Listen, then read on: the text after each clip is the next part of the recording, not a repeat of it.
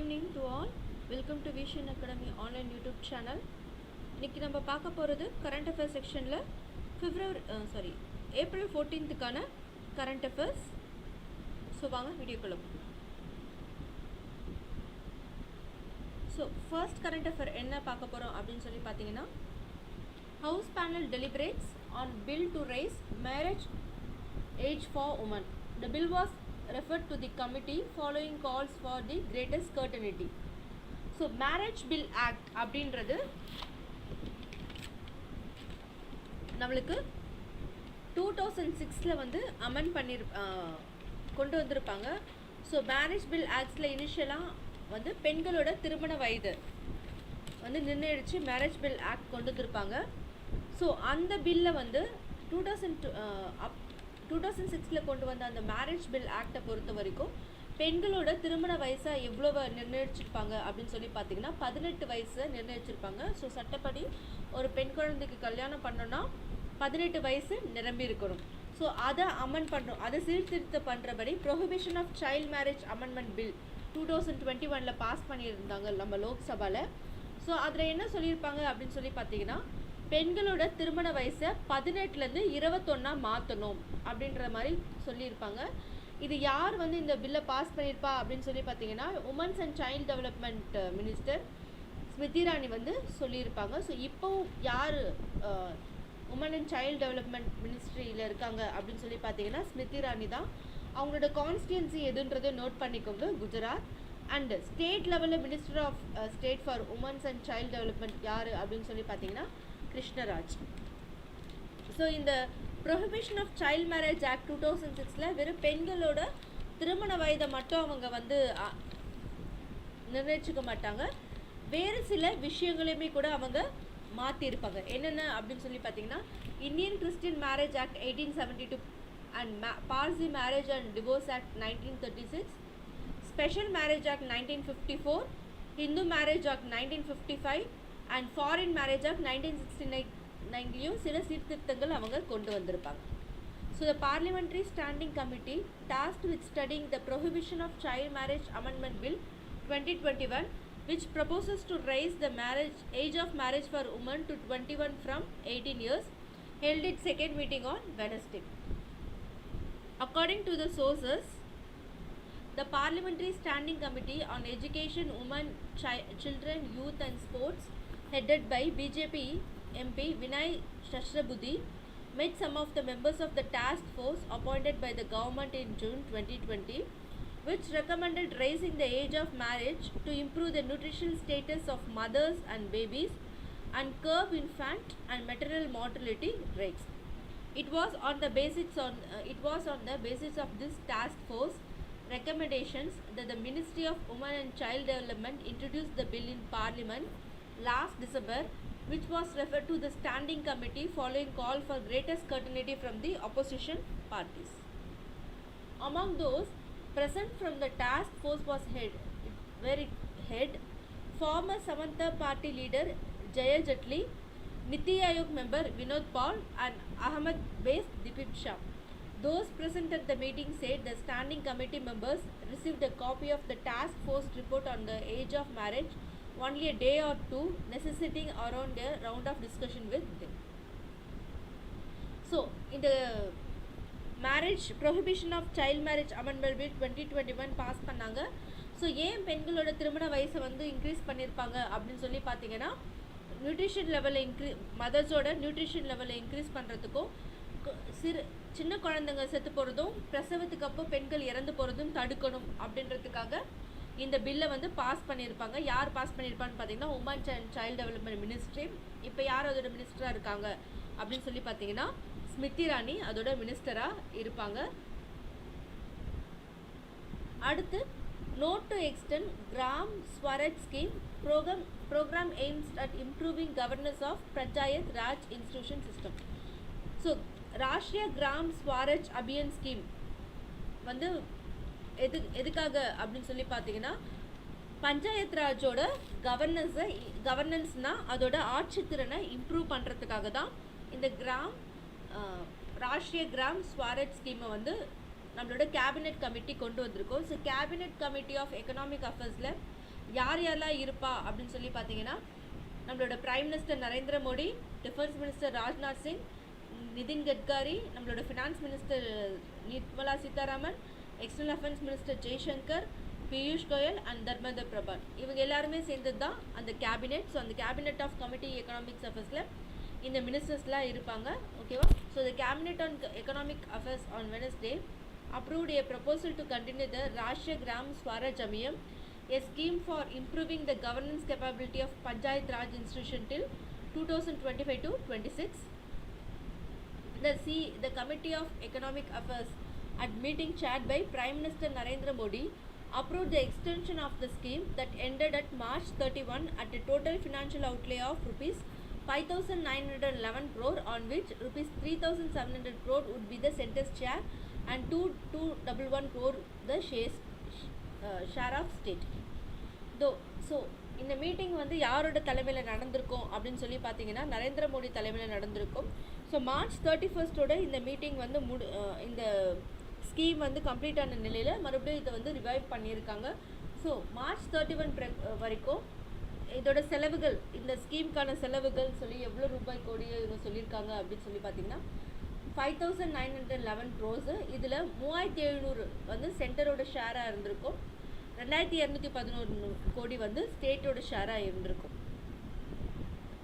The approach scheme of RGSA will help more than 2.78 lakh rural local bodies to develop governance capabilities to deliver on SDGs, Sustainable Development Goal, through inclusive local governance with a focus on optimum utilization of available resources. So நம்மளோட development, growth and development ப்ரோக்ரஸிவ்க்கு sustainable development க்ரோத்ன்றது ரொம்ப முக்கியமான ஒரு விஷயம். So இதை நோக்கி தான் இந்த ஸ்கீம்ஸ் எல்லாம் கவர்மெண்ட்ஸ் வந்து கொண்டு வந்திருப்பாங்க.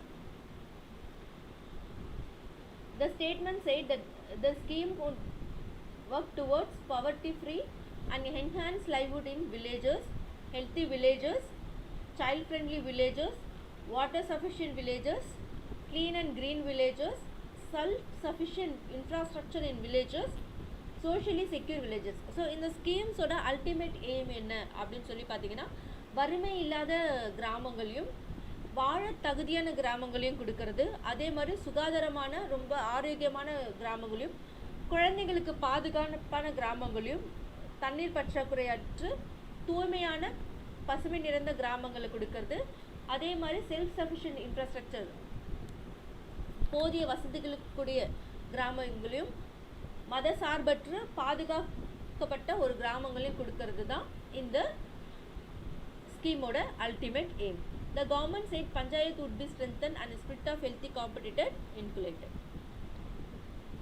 ஸோ இதுக்குன்ட்டு பெர்மனன்ட் போஸ்ட் எதுவுமே வந்து கிடையாது. பட் கான்ட்ராக்ட் பேசிக்ஸில் ஹியூமன் ரிசோர்ஸை வந்து ஒவ்வொரு ஸ்டேட்க்கும் யூடிஸ்க்கும் இவங்க வந்து அப்பாயிண்ட் பண்ணியிருக்காங்க. While announcing the decision to extend the scheme that started in 2018 to 19, Information and Broadcasting Minister Anurag Thakur said the government focus had been developed of rural areas, which he said had been neglected after partition. So இப்போ நம்மளோட information broadcasting minister Anurag Thakur என்ன சொல்லியிருக்காரு அப்படின்னு சொல்லி பார்த்தீங்கன்னா, கவர்மெண்ட்டோட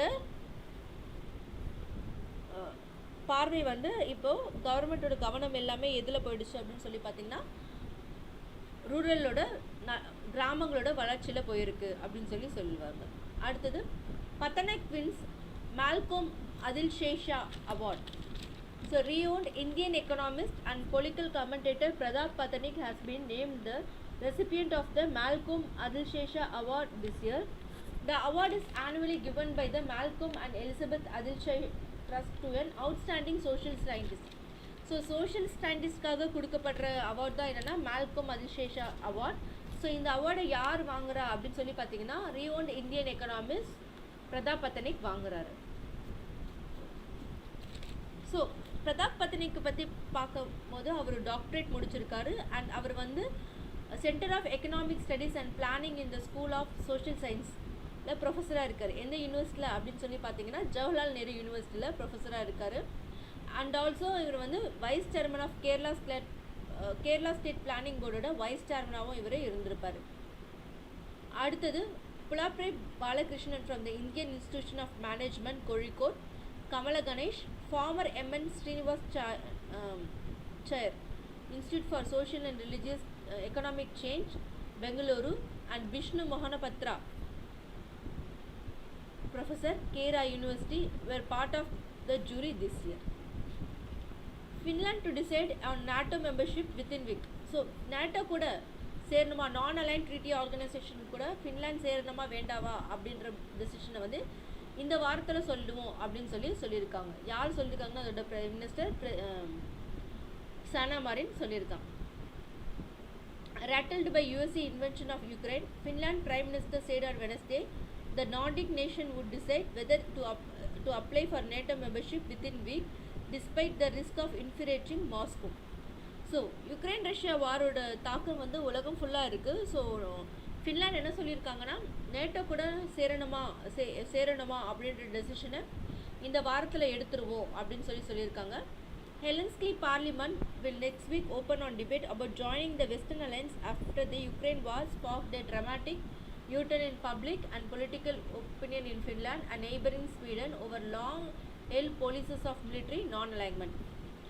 so யுக்ரைனுக்கு பக்கத்தில் இருக்க நாடுகள் எல்லாமே வந்து இப்போது நேட்டோவில் சேரலாமா வேண்டாவா அப்படின்ற ஒரு டிபேட்டில் இருக்காங்க. அந்த வகையில் ஃபின்லாண்டும் ஸ்வீடனும் கூட இந்த டிபேட்டில் இந்த ஒரு டயலமோவில் இருக்காங்க.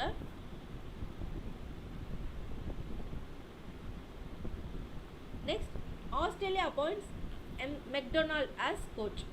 Australia's top cricketer body appointed Andrew McDonald as a national coach on Wednesday, 2 months after the shock departure of Justin Langer. Justin Langer coach பொசிஷன்லேருந்து போயிட்ட பிறகு இப்போ யாரை வந்து ஆஸ்திரேலியாவோட டாப் கோச் கிரிக்கெட் கோச்சாக அப்பாயிண்ட் பண்ணியிருக்காங்க அப்படின்னு பார்த்தீங்கன்னா மெக்டொனால்டில் அப்பாயிண்ட் பண்ணியிருக்காங்க. McDonald secured a 40-year contract after winning prize for his performance as his interim coach since Langer abrupt resigned on February 5 shook the cricketer old. It is an exciting opportunity, exciting role, and really I am very happy and grateful, McDonald told reporters. McDonald returned last week from the side's successful Pakistan tour where it won the Test series and sold 2020. So McDonald கோச்சாக இருந்த Pakistan டூரில் Australian Pakistan டூரில் Australia பாகிஸ்தானுக்கு against மேட்ச்சில் win பண்ணியிருக்கோம். Bhubaneswar, Goa and Navi Mumbai to play host draw to be done in Zurich on June 24. FIFA World Cup நடக்குது இல்லையா? So FIFA on Wednesday named Bhubaneswar, Goa and Navi Mumbai as the host cities for upcoming FIFA Under-17 Women's World Cup to be held in October late this year. So FIFA Under-17 Women's World Cup எங்கே எப்போ நடக்க போகுது அப்படின்னு பார்த்தீங்கன்னா அக்டோபரில் நடக்க போகுது. So இதோட ஹோஸ்ட் சிட்டிஸாக ஃபிஃபா நடக்கிறதுக்கான ஹோஸ்ட் சிட்டிஸாக எந்தெந்த நகரத்தை ஃபிஃபா தேர்ந்தெடுத்திருக்கு இந்தியாவில் அப்படின்னு பார்த்தீங்கன்னா Bhubaneswar, Goa and Navi Mumbai. FIFA also announce that the draw for the Mercury tournament will take place in Zurich on June 24. அடுத்து, India to grow at 8%. World Bank due to Ukraine war, growth in South Asia expected to be slower than projected. So இந்தியாவோட வளர்ச்சி 8% இருக்கும் அப்படின்னு யார் சொல்லியிருக்காங்கன்னா world bank சொல்லியிருக்காங்க. India is projected to grow at 8% over the current physical year and 7.1% over the next fiscal year. The World Bank said it is biannual South Asia economic focus reshaping norms, a new way forward, releasing on Wednesday in the run-up to the World Bank's IMF spring meeting. So, World Bank அவங்களோட economic forum south Asia economic focus reshaping நார்ம்ஸில் என்ன சொல்லியிருக்காங்கன்னா, இந்தியாவோட growth current physical இயரில் எவ்வளோ இருக்குன்னா 8% இருக்கும், next இயரில் எவ்வளோ இருக்குன்னா 7.1% இருக்குது அப்படின்னு சொல்லியிருக்காங்க. The country is estimated to have growth on 8.3% in the fiscal year that just passed, following a contraction of 6.6% in the previous year owing to COVID-19 pandemic. So last year எவ்வளோ இருந்துச்சு அப்படின்னு பார்த்தீங்கன்னா 6.6% இருந்திருக்கும். இந்த வருஷம் எவ்வளோ இருக்குது அப்படின்னு பார்த்தீங்கன்னா 8.3% இருக்குது.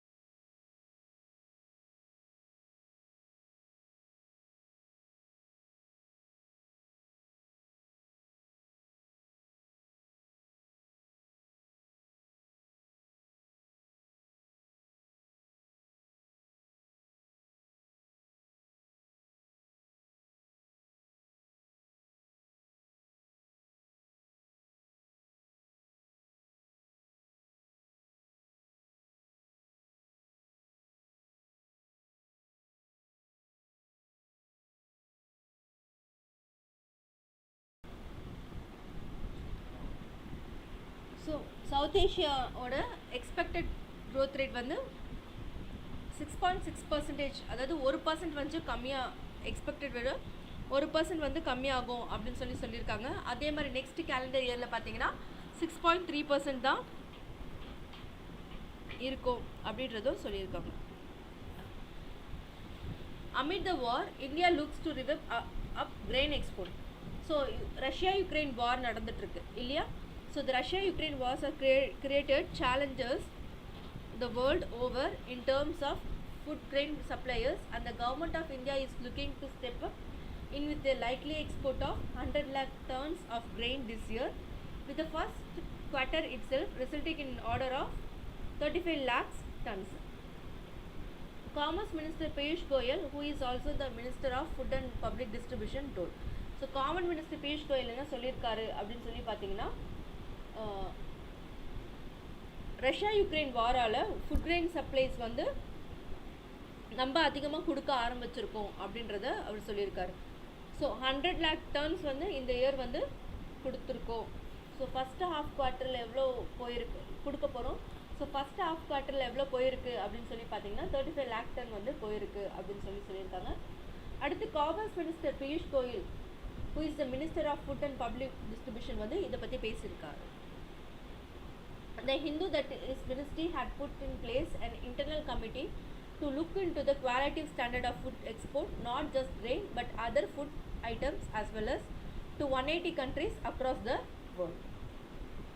He said, there is nothing wrong with the quality of our grains and our other food items, but specific countries have particular quality norms and also different requirement of food items. So நிறைய countries வந்து நம்மளோட குவாலிட்டியை பற்றி பேசியிருக்காங்க. அது அவர் என்ன சொல்கிறேன்னா, நம்மளோட குவாலிட்டியில் எந்த குறையும் இல்லை, பட் சில கண்ட்ரிஸ்க்கு வந்து அவங்க குவாலிட்டிக்குன்னு வச்சுருக்க பேராமீட்டர்ஸ் வந்து மாறும் அப்படின்றத சொல்லியிருக்காங்க. The internal committee is looking at the matching what we have got and putting in place paperwork to facilitate exports.